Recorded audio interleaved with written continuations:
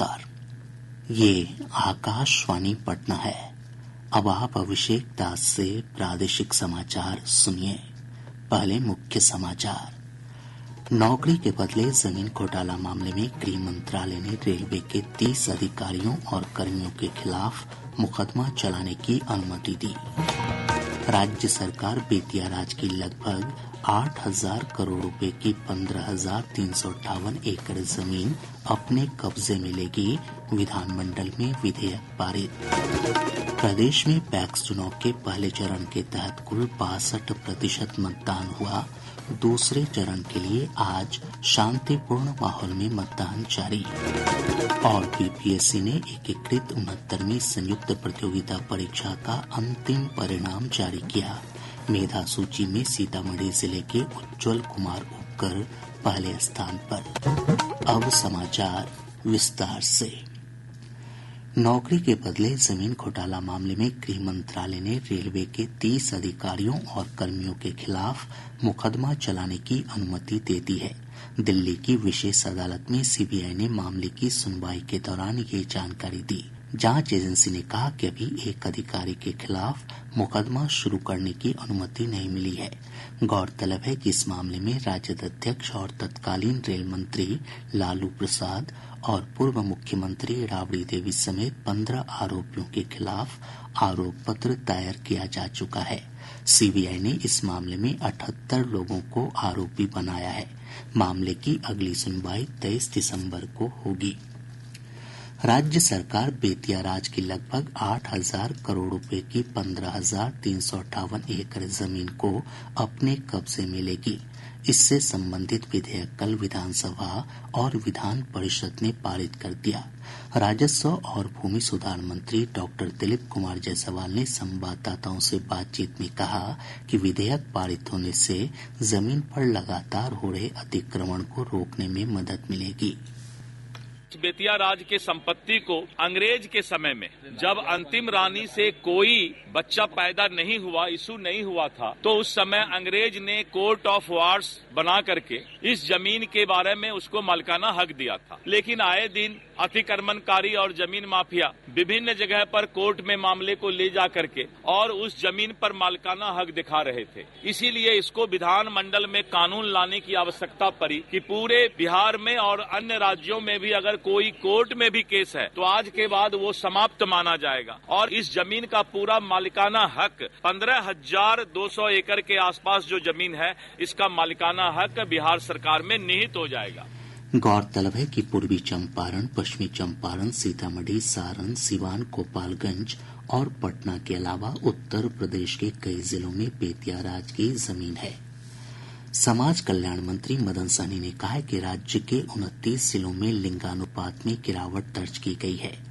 विधानसभा में एक प्रश्न के उत्तर में श्री सहनी ने बताया कि 8 जिलों में लिंगानुपात में बढ़ोतरी हुई है, जबकि कैमूर जिले में स्थिरता दर्ज की गई है।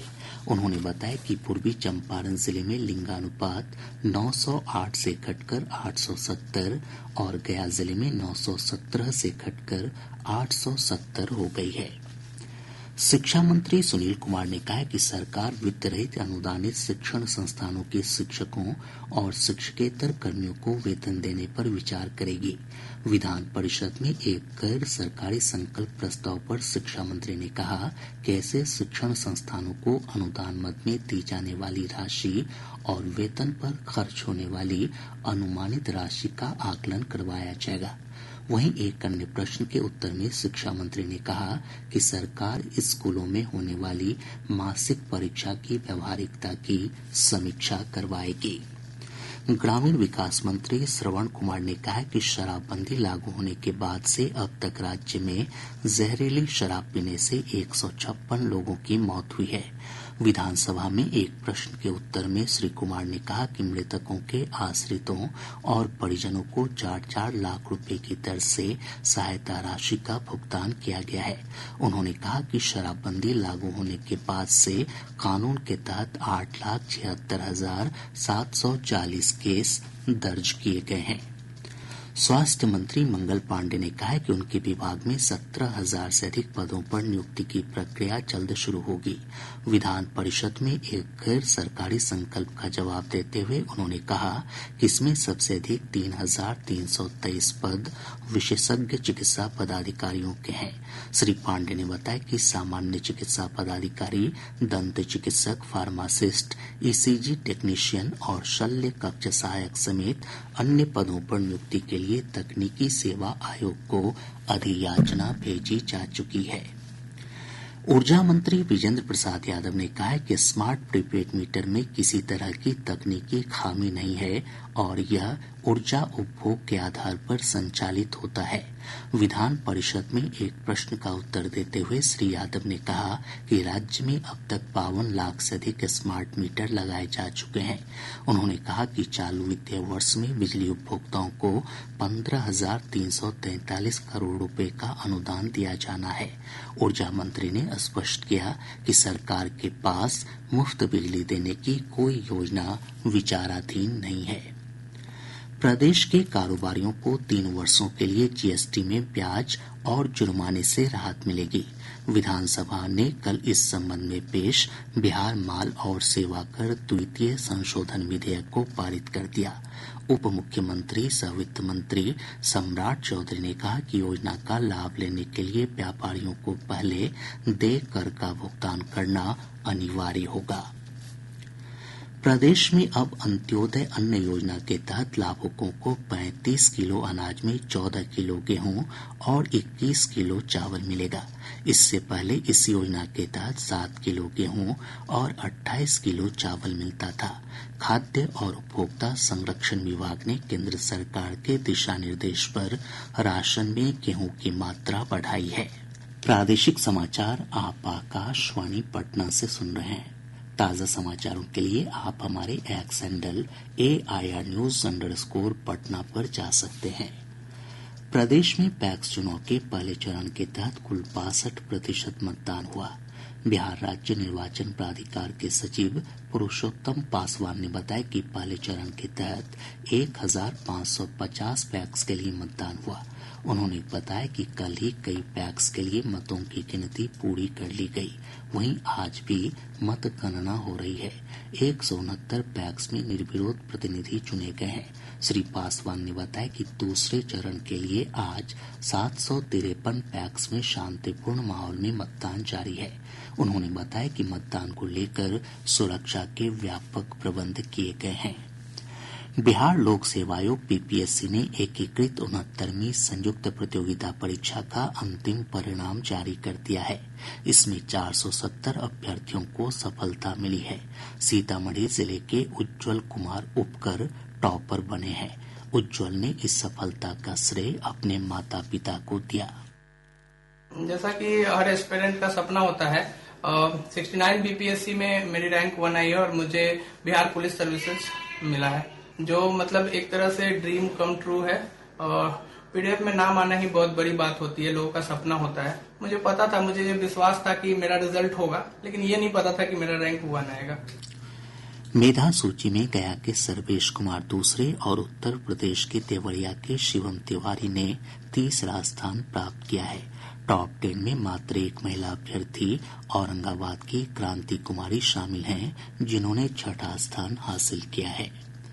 केंद्रीय महिला और बाल विकास मंत्री अन्नपूर्णा देवी आज नई दिल्ली में राष्ट्रीय अभियान बाल विवाह मुक्त भारत का शुभारंभ करेंगी। अभियान का प्राथमिक लक्ष्य देश को बाल विवाह की कुप्रथा से मुक्ति दिलाना है। कार्यक्रम के दौरान बाल विवाह मुक्त भारत पोर्टल भी शुरू किया जाएगा। महिला और बाल विकास मंत्री इस अवसर पर बाल विवाह के खिलाफ सामूहिक संकल्प दिलाएंगी। कार्मिक जन शिकायत और पेंशन राज्य मंत्री डॉक्टर जितेंद्र सिंह ने कहा है कि पेंशन धारकों और वरिष्ठ नागरिकों की सुविधा के लिए शुरू की गई डिजिटल जीवन प्रमाण पत्र व्यवस्था ने अपने तीसरे चरण में रिकॉर्ड 1 करोड़ का आंकड़ा पार कर लिया है।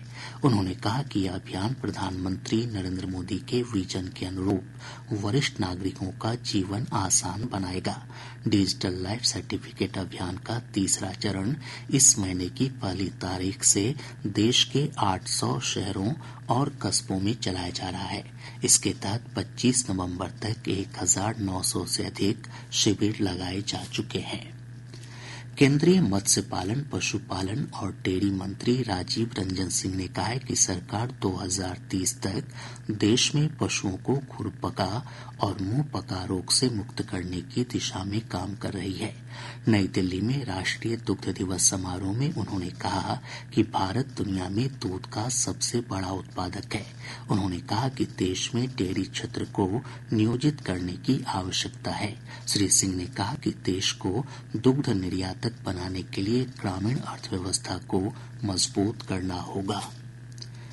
प्रदेश के अधिकांश हिस्सों के अधिकतम और न्यूनतम तापमान में उतार चढ़ाव का सिलसिला जारी है। पिछले 24 घंटों के दौरान पटना और गया के न्यूनतम तापमान में हल्की गिरावट देखी गई।